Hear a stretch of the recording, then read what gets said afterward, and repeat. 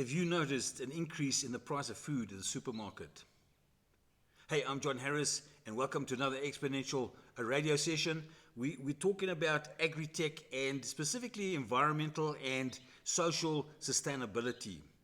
And in this sector, what they're talking about now is they're talking about agricultural precision farming, in order to improve the efficiency and effectiveness of farming to meet demand. The first issue I'd like to talk about is smarter agriculture, doing things in a more smarter fashion. Look, up to now they've been producing larger and larger machines, and they've been doing some genetic engineering as far as getting resistant crops, drought-resistant crops, etc. They've also looked at fertilizer, and that's become more and more very specific as far as sophistication is concerned, although there are issues, as you know, with getting raw materials and mining, etc. What has happened is that the Internet of Things has now started to become invasive within the agri-tech sector. And so what you've got a lot of sensors and devices that are being utilized to see soil quality, water content, etc. And this helps in making things more efficient and effective. These sensors are going to be more and more invasive. You're going to imagine with cocoa having sensors in the ground, knowing what the crop is going to be, to knowing what the consumption is, and then knowing what the future pricing. You can imagine on the markets of consumables how effective that's going to be. Look, drones have also come into the picture, and what they're using them is for mapping. They can get an area that can be very specific on what's needed pesticide-wise, what's needed watering, what's needed with fertilizers within that area, and they can really get some sophistication into the whole setup. So another thing obviously would be monitoring security. Robotics is also becoming invasive. A lot of crops are being sorted through robotics now. Your vegetables, your fruits are being sorted, and it's starting to come into more and more of its own. So robotics is also becoming more important. And you can see that smart agriculture is starting to have an effect. Next, we're talking about production systems. And this is a very important thing because there's a bit of a turning point coming up here. So at the moment, distribution is a big issue because the cost of fuel and the distances from production to market, to the retailers, to the end users, there's a whole distance and a very high cost here. Soils, fertilizers, fertilizers, especially in countries that don't produce, that have to import, exchange rates. There's a lot that goes on with what we would call input and output costs.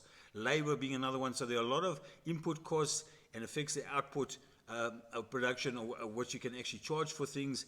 And that is where you're seeing this increase all the time in the shops. A lot of it is to do with fuel costs and also obviously labor costs. So vertical farming has taken off. Again, with a lot of these alternative types of technologies, we haven't got sustainability. They're just not big enough or efficient enough yet.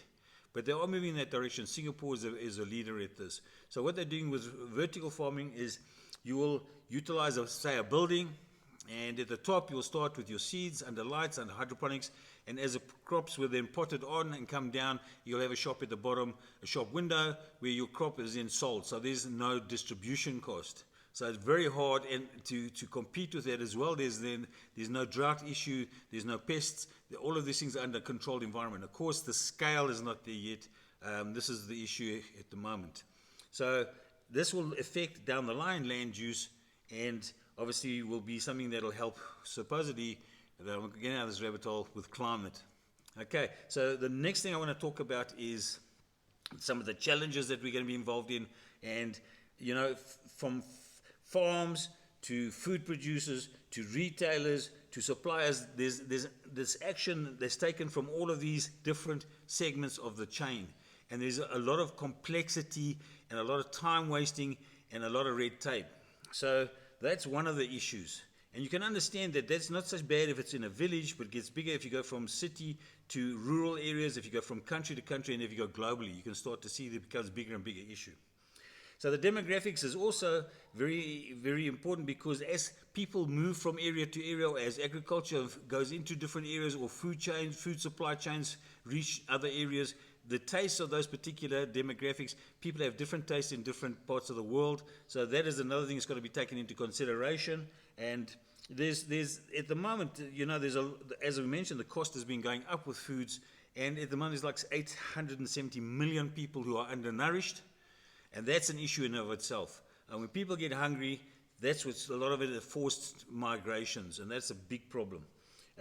So government is another issue, and big corporations we've seen, though that is a rabbit hole as well that I'm not going to go down to. But there are issues with trust as far as governments are concerned and big corporations, whether their total search for profit is going to be healthy for the population when it comes to food.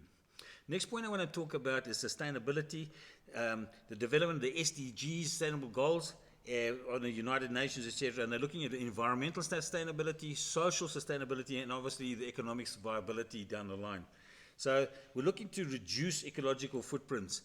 And you've heard, I've chatted about on one of my other pet subjects is talking about environmental conservation, and we've spoken about not only the prevention of further destruction of habitat, but the regeneration of habitats. So they're looking at that, they're looking at reducing footprints, and we've spoken about vertical farming and other methods of intensive farming.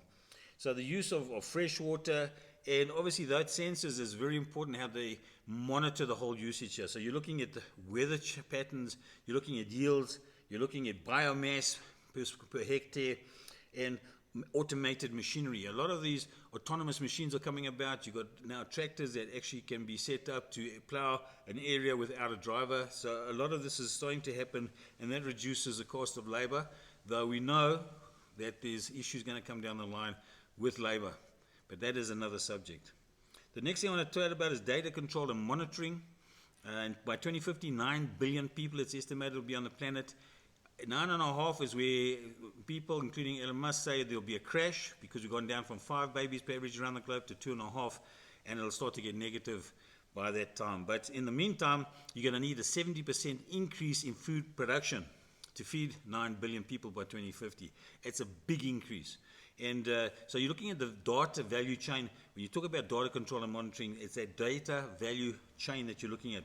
The creation of data, the identification of patterns, useful patterns, things that will be of value, and the final use of that data. And let's not forget, we also look at the access, who has access to that data.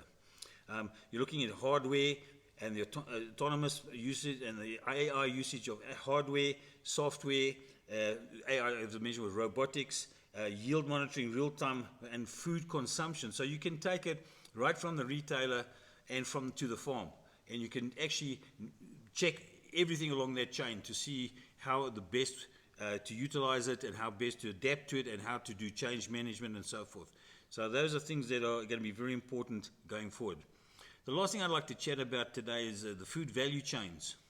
So you're talking about the flow from the farm to the consumer. It's become global. There is globalization has taken place. A lot of food is transported. These trade volumes are increasing across the planet.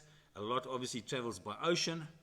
There are big issues with routes, as we know, different of these superpowers trying to take control of routes. But look, notwithstanding, the world supply chains have had a bit of a torrid time recently, and they're very important because food obviously is perishable.